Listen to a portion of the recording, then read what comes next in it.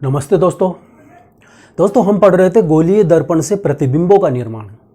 तो देखिए, चाहे इसे गोलीय दर्पण हो चाहे लेंस हो, उनमें प्रतिबिंब का निर्माण कब होगा? उनसे प्रतिबिंब का निर्माण होगा जब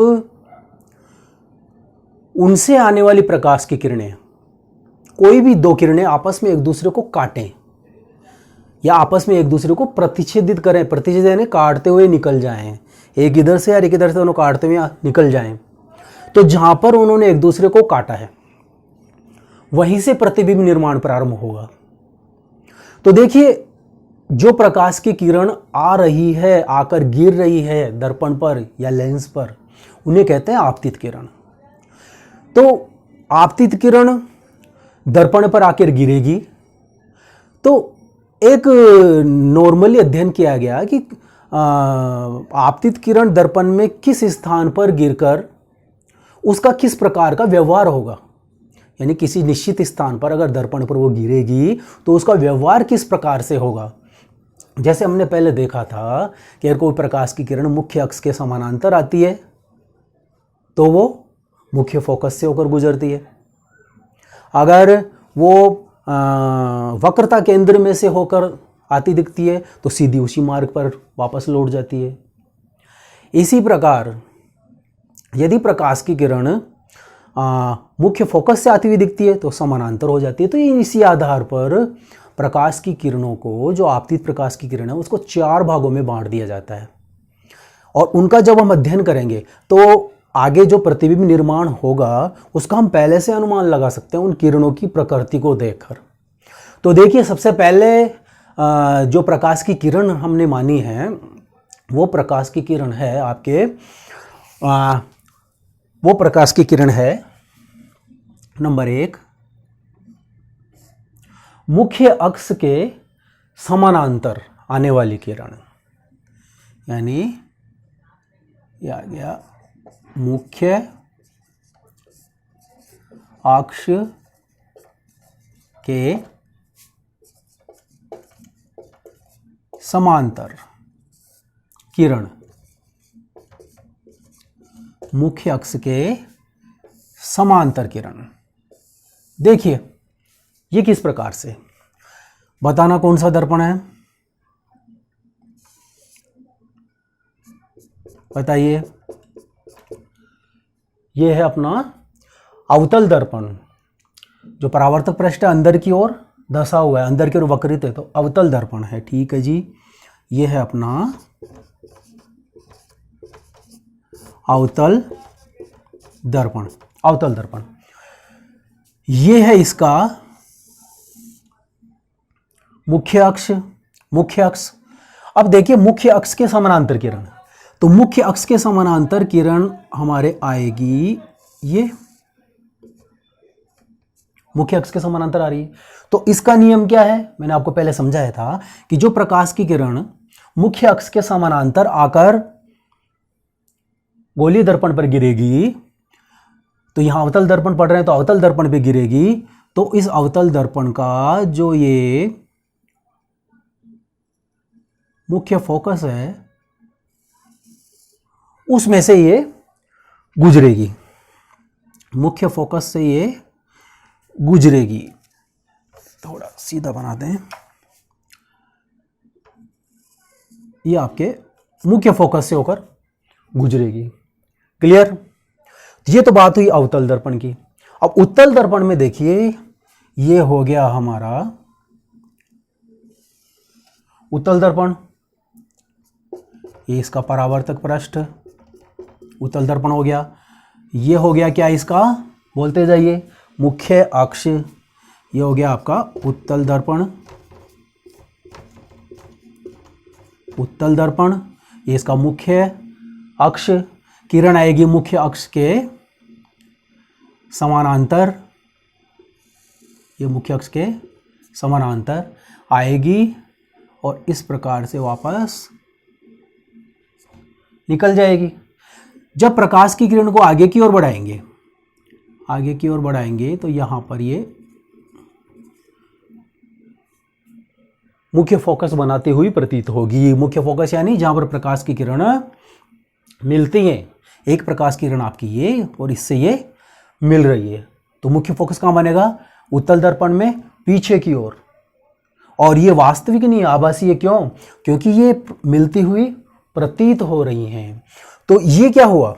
अवतल दर्पण में मुख्य अक्ष के समानांतर आने वाली प्रकाश की किरणें मुख्य फोकस से होकर गुजरती हैं, जबकि उत्तल दर्पण में समानांतर आने वाली मुख्य अक्ष के समानांतर आने वाली प्रकाश की किरण मुख्य फोकस से गुजरती हुई प्रतीत होती हैं। तो ये तो किसकी बात हुई?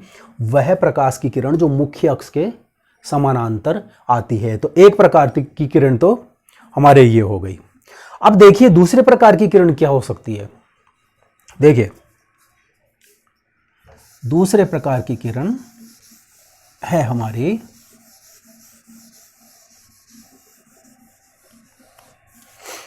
दूसरे प्रकार की किरण है वही, इसका उल्टा कर लीजिए। जब मुख्य अक्ष के समानांतर आ रही है तो मुख्य फोकस से होकर गुजरती है या गुजरती हुई प्रतीत होती है। गुजरती किस में? अवतल दर्पण में, जबकि प्रतीत किस में होती है? उत्तल दर्पण में। और इसका उल्टा कर लो, अभी तो वो मुख्य अक्ष के समानांतर आ रही है तो मुख्य फोकस से गुजर रही थी। अब अगर मुख्य फोकस से होकर आती है तो परावर्तन के पश्चात मुख्य अक्ष के समानांतर हो जाती है। मुख्य फोकस से होकर आ रही है इसलिए इसे कहेंगे फोकसीय किरण। देखिए कह दीजिए इसको मुख्य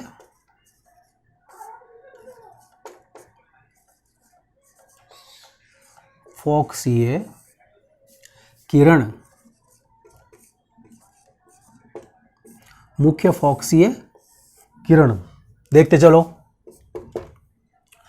ये हो गया हमारा अवतल दर्पण, परावर्तक पृष्ठ,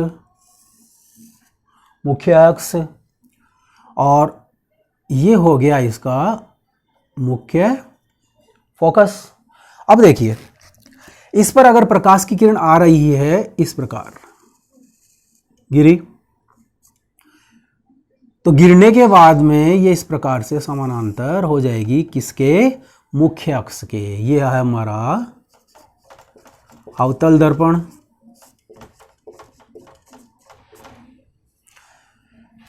ये है मुख्य अक्ष, लिख देते हैं इसको मुख्य अक्ष। देखिए प्रकाश की किरण आ रही है, मुख्य अक्ष मुख्य फोकस में से होकर गुजर रही है। गुजरने के बाद जो वो दर्पण पर आपतित होती है तो दर्पण पर गिरकर कैसी प्रकृति हो जाती है? मुख्य अक्ष के समानांतर। अवतल दर्पण में हो गया। उत्तल दर्पण में भी हम देख लेते हैं। ये हो गया हमारा उत्तल दर्पण, ये इसका परावर्तक पृष्ठ हो गया उत्तल दर्पण। अब देखिए वही इसका मुख्य अक्ष, ये हो गया इसका। देखिए उत्तल दर्पण में मुख्य फोकस किधर बनता है? पीछे की ओर। तो पीछे की ओर हो गया, ये मान लीजिए ये इसका मुख्य फोकस हो गया। अब इस पर प्रकाश की किरण इस प्रकार से आए कि इससे गुजरे ये और इससे गुजरती हुई प्रतीत हो,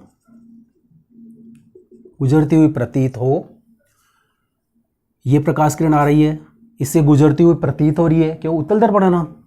तो इससे टकराने के बाद में इसकी प्रकृति देखिए कैसी हो जाएगी? ये हो जाएगी मुख्य अक्ष के समानांतर, मुख्य अक्ष के समानांतर हो जाएगी। दोबारा देख लीजिए एक बार इसको। प्रकाश की किरण आ रही है, यह आपतित किरण है, आकर दर्पण पर गिरी, और इसको अगर आगे की ओर हम बढ़ाएं, तो किससे गुजरती हुई प्रतीत होती है? इसके मुख्य फोकस से। यानी नियम वही है कि मुख्य फोकस से गुजरेगी किरण। यहाँ भी मुख्य फोकस से गुजर रही थी, समानांतर हो रही थी, यहाँ भी मुख्य फोकस से गुजरती हुई प्रतीत हो रही है, यानी गुजर रही है, और फिर मुख्य अक्ष के समानांतर हो जाती है। ये हो गई किस प्रकार की किरण? आपके मुख्य फोकसी किरण। पहली किरण कौन सी हुई? जो मुख्य अक्ष के समानांतर आती है, उसमें क्या होगा? मुख्य फोकस से गुजरेगी, जो किरण मुख्य अक्ष के समानांतर आ रही है वो परावर्तन के पश्चात मुख्य फोकस से गुजरेगी, और दूसरी इसकी उल्टी हो गई कि अगर कोई प्रकाश की किरण मुख्य फोकस से गुजरती है या गुजरती हुई प्रतीत होती है तो वो गोलीय दर्पण से परावर्तन के बाद में उसके मुख्य अक्ष के समानांतर हो जाती है। दो चीज क्लियर है। तीसरी देखिए, तीसरी किरण किस प्रकार की होगी। तीसरी किरण होगी, देखिए तीसरी किरण होगी ऐसी किरण जो परावर्तक पृष्ठ से टकराने के बाद में वापस जैसे गई थी उसी रास्ते से वापस लौट आए, यानी कि आपतन कोण और परावर्तन कोण दोनों का मान शून्य हो, जहां टकराएगी वहीं से उसी लाइन में वापस आ जाए, यानी बिल्कुल लंबवत आ जाए वापस। ऐसी प्रकाश की किरण को कहेंगे अभिलंब किरण। देखिए तीसरी किरण है अभिलंब किरण। अभिलंब किरण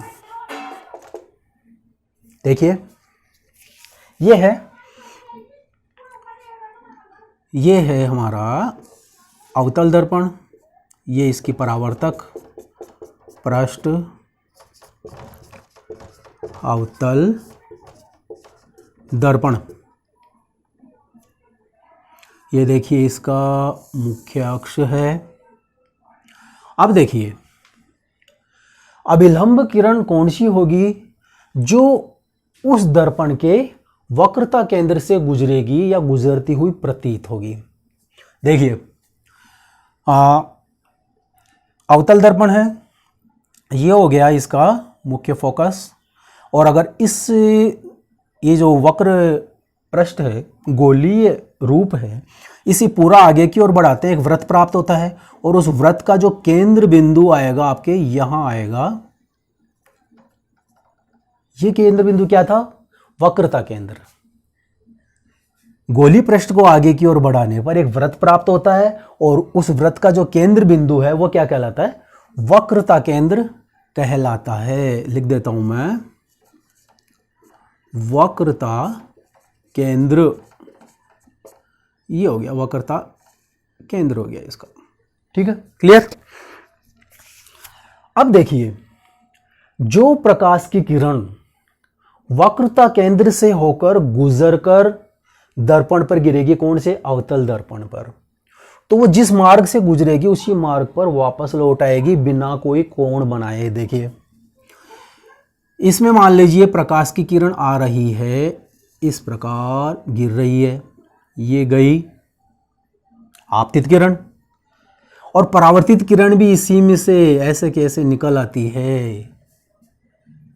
तो ये क्या हो गया, किस प्रकार की प्रकाश की किरण हो गई, अभिलंब किरण, जिसमें आपतन कोण और परावर्तन कोण दोनों का मान क्या होता है, शून्य होता है। क्लियर है? अरे क्लियर है तो हम सब करते चलो। हाँ, ये अवतल दर्पण की बात हुई। उत्तल दर्पण में भी देख लेते हैं हम। ये हो गया आपका उत्तल दर्पण, परावर्तक पृष्ठ, उत्तल दर्पण। चलिए सबसे पहले खींचेंगे इसमें, वेरी गुड, इसमें खींचेंगे हम मुख्य अक्ष। मुख्य अक्ष, ठीक है। अब देखिए उत्तल दर्पण को आगे की ओर आप बढ़ाओगे तो गोला प्राप्त होगा ऐसे, क्लियर। यानी कि इसका वक्रता केंद्र किधर होगा, वक्रता केंद्र होगा दाईं ओर। ये तो हो गया इसका मुख्य फोकस, इसको आगे बढ़ाओगे वक्रता केंद्र प्राप्त होगा यहां पर, तो इसका वक्रता केंद्र ये है, वक्रता केंद्र ये है, क्लियर। अब वही बात कि प्रकाश की किरण वक्रता केंद्र से होकर गुजरे या गुजरती हुई प्रतीत हो, यानी कि ये आएगी इस तरह से, इस तरह से, ये dead dash dead dead dash ये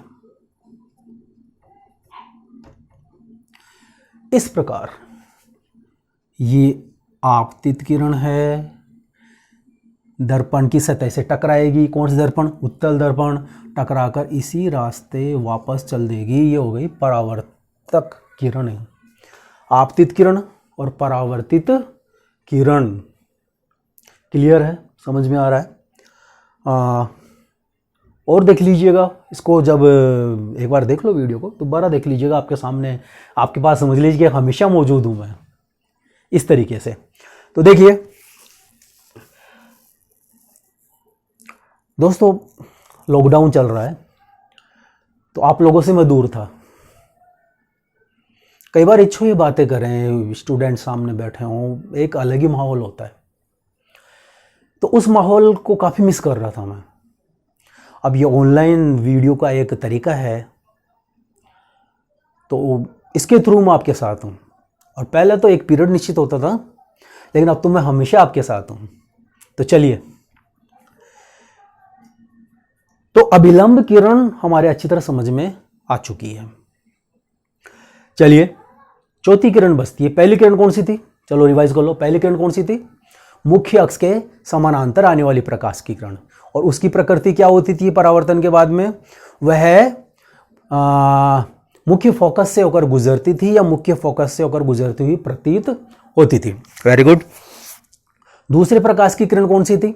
दूसरी थी जो मुख्य फोकस से होकर आती थी या आती हुई प्रतीत होती थी।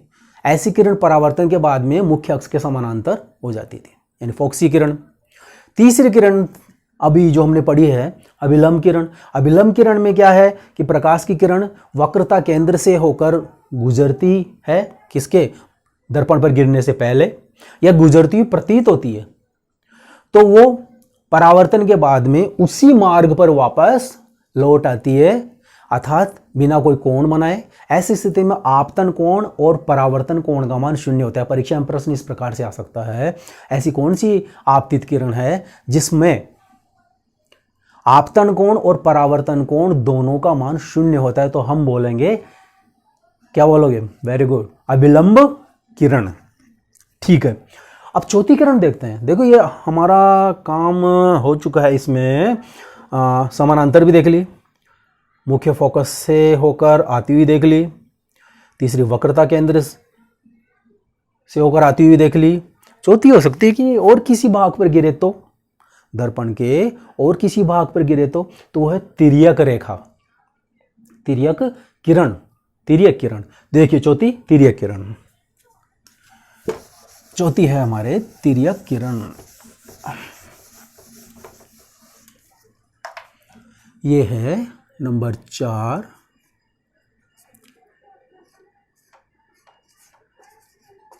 तिर्यक किरण। तिर्यक किरण। अब तिर्यक किरण में देखिए, डायग्राम पे चलते हैं। ये हो गया हमारा अवतल दर्पण, परावर्तक पृष्ठ, अवतल दर्पण। ये क्या हो गया इसका? मुख्य अक्ष, मुख्य अक्ष। अब देखिए, इसमें क्या है? प्रकाश की किरण, तिर्यक प्रकाश की किरण हम पढ़ रहे हैं। तो प्रकाश की किरण दर्पण के किसी और भाग पर गिरे। ये देखिए आपकी, ये तिर्यक किरण है, ये तिर्यक किरण है। तो परावर्तन के बाद में जो इसका आपतन कोण है वो एक ही है, तिर्यक किरण है ना। जो आपतन कोण है उसी के अनुसार उसका परावर्तन कोण भी होगा। दोनों बराबर होंगे इस स्थिति में। ये हो गई परावर्तित किरण, किसमें? अवतल दर्पण में। अब चलिए उत्तल दर्पण में, तो ये है हमारा उत्तल दर्पण। उत्तल दर्पण, ये हो गया आपका मुख्य अक्ष। ये आ गई आपकी तिर्यक किरण, ये परावर्तन हुआ, वापस लौट आई, तो तिर्यक किरण में एक चीज ध्यान रखिए कि तिर्यक किरण में आपतन कोण और परावर्तन कोण दोनों का मान एक समान होता है। और इस स्थिति में एक चीज और देखिए आप कि कोई किरण, तिर्यक किरण की बात कर रहे हैं, जब परावर्तक पृष्ठ पर आपतित होती है तो जिस बिंदु पर वो आपतित हो रही हैं उस बिंदु को उस दर्पण की वक्रता त्रिज्या से जो मिलाने वाली रेखा है उससे जो उसका कोण बन रहा है वो कहलाता है आपतन कोण। दोबारा देखिए, जो तिर्यक किरण आकर गिर रही है परावर्तक पृष्ठ पर, परावर्तक पृष्ठ के जिस बिंदु पर आकर गिर रही है उस बिंदु को उस दर्पण की वक्रता त्रिज्या से मिलाने वाली जो रेखा है, सीधी रेखा है, उससे जो कोण बनाएगी है उसे आपतन कोण कहेंगे। और उसी के बराबर वो परावर्तन कोण बनाती हुई परावर्तित हो जाएगी। आपतन कोण और परावर्तन का आपतन कोण और परावर्तन कोण का मान एक समान होगा। तो ये हो गई आपकी तिर्यक किरण। 4 प्रकार की किरण, रिवाइज मनन कीजिए। ठीक है, अब देखिए हमने देखा अवतल दर्पण और उत्तल दर्पण।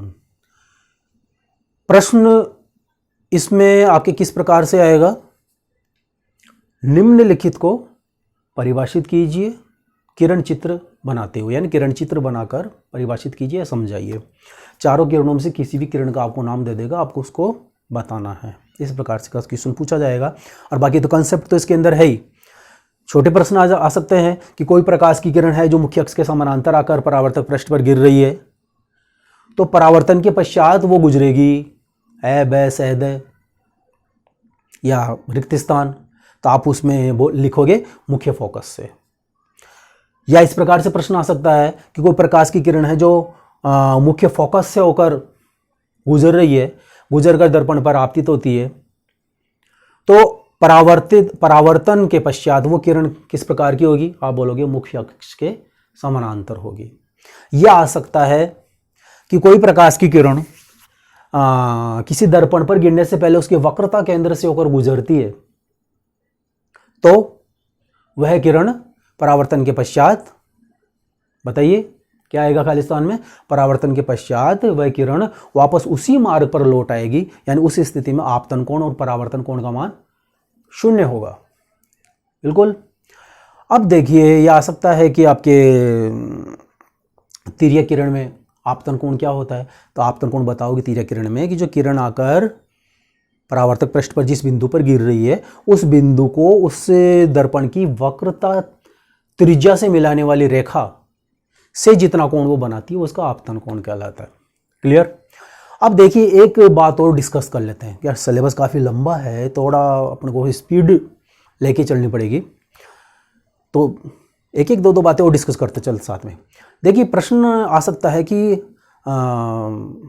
अवतल दर्पण के उपयोग, उत्तल दर्पण के उपयोग, तो काफ़ी इजी चीज़ें हैं, हम दैनिक जीवन में काफ़ी काम में लेते हैं इन चीज़ों को। तो देखिए सबसे पहले अवतल दर्पण किस किस काम में आएगा। एक हम सबके घर में डिश एंटीना लगा हुआ है, ऊपर जो छतरी आती है इस प्रकार की, देखिए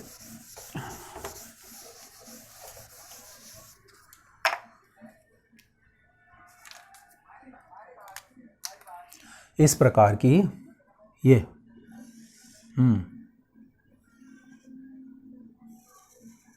आप बोलोगे सर क्या चांद बना रहे हो, क्या चांद नहीं बना रहा हूँ, ये कसा हुआ है यहाँ पर इस प्रकार से है, ये छतरी अपने और बीच में इस प्रकार से ये अडेप्टर लगा हुआ है। ये ऊपर हमारा जो डिश एंटीना है इस प्रकार का है। तो आप इस शेप को देख के बता सकते हो कौन सी शेप है। बिल्कुल अवतल दर्पण की शेप लग रही है। हाँ ये अवतल दर्पण का ही काम करता है। कैसे, ऊपर सैटेलाइट है, ऊपर है सैटेलाइट है, सैटेलाइट से किरणें आ रही हैं चारों तरफ, इस पर भी गिर रही हैं,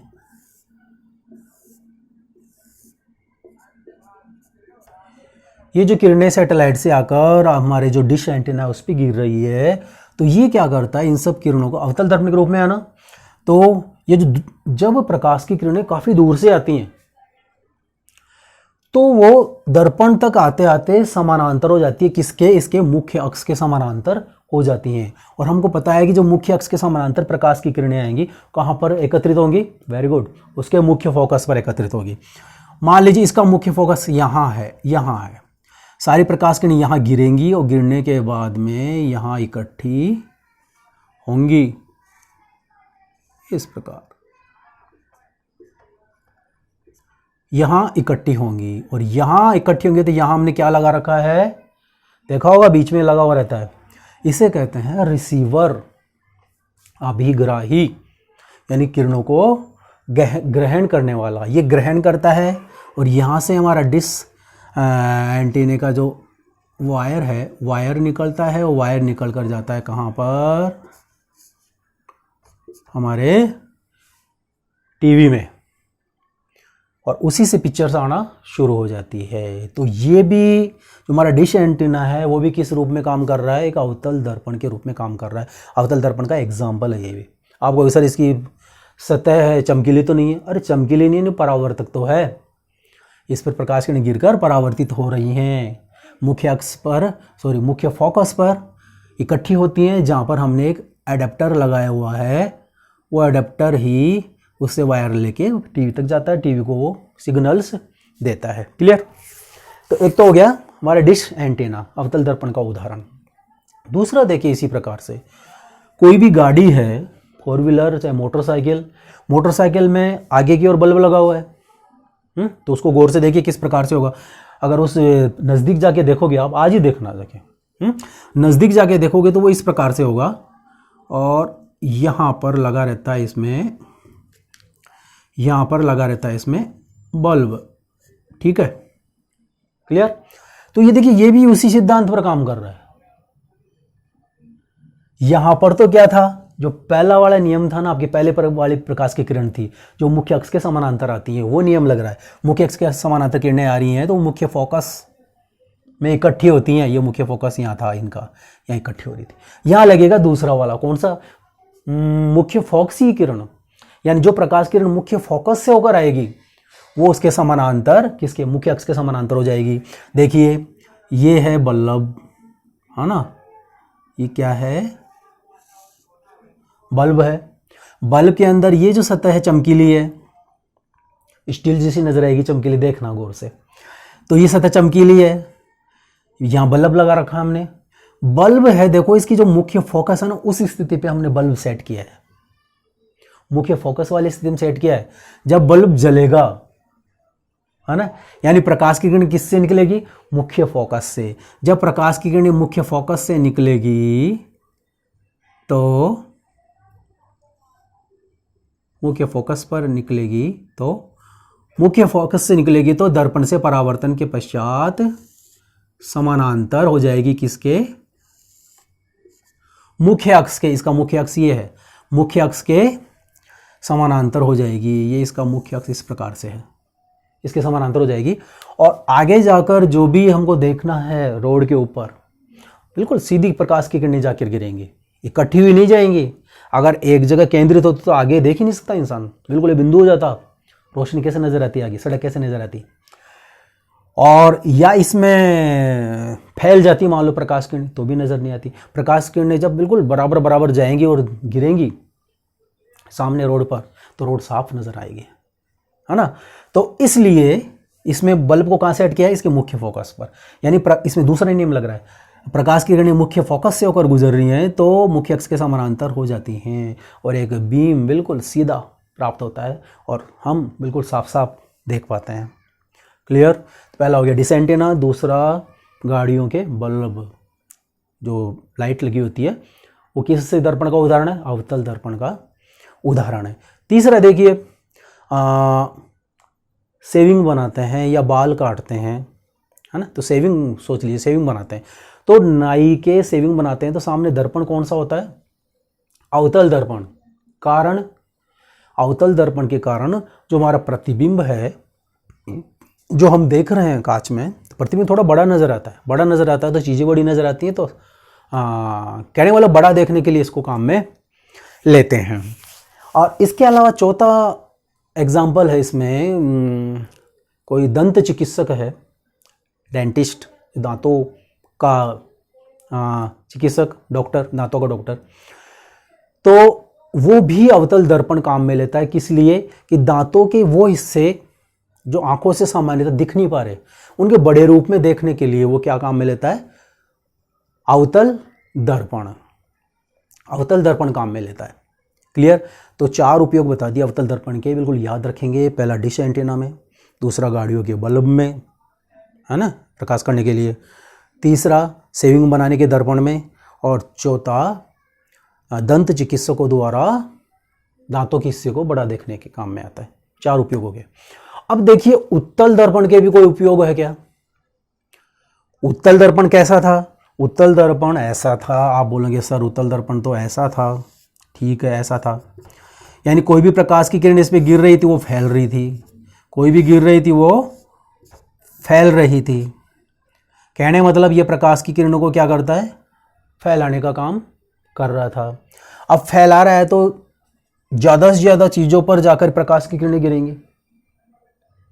समझो इस चीज़ को, जो फैली हुई की प्रकाश किरणें आगे जाएंगी तो ज़्यादा से ज़्यादा चीज़ों पर गिरेगी और गिरकर वापस लौट के आएंगी। कहने का मतलब आपको अगर ज़्यादा बड़ा एरिया देखना हो, अवतल दर्पण तो क्या करता? एक ही चीज़ को बड़ा दिखा रहा था, और उत्तल दर्पण क्या करेगा? बहुत बड़े एरिया को कवर करेगा। उसमें जो भी चीज़ें वो आएंगी, छोटी नज़र थोड़ी, पर वो आपको सभी चीज़ों को कवर करेगा, ज़्यादा से ज़्यादा चीज़ों को कवर करेगा। कहने का मतलब ये। तो इसका उपयोग कहाँ होगा? हमारी जो गाड़ियाँ होती हैं, मोटरसाइकिल है, 4 व्हीलर है, तो उनमें जो एक दर्पण होता है जो पीछे की चीज़ें देखने के काम में आता है ना, बैक में क्या गाड़ियाँ हैं, कितनी किस प्रकार से है, तो वो देखने काम में आएगा। तो उसमें हम उत्तल दर्पण का उपयोग करते हैं ताकि पीछे वाले ज़्यादा से ज़्यादा एरिया को वो कवर करके हमको दिखाए। तो दोस्तों मैं मानता हूँ आपके क्लियर है ये अवतल दर्पण, उत्तल दर्पण के उपयोग हो गए। साथ में गोलीय दर्पण से प्रतिबिंब का निर्माण हो गया। क्लियर आपके? तो नोट्स कंप्लीट करते जाइए और साथ साथ चलते हैं। देखते हैं कि मेरे लिए खुशनसीबी है कि आपकी सफलता में मैं भी एक आपका साझेदार बन रहा हूँ।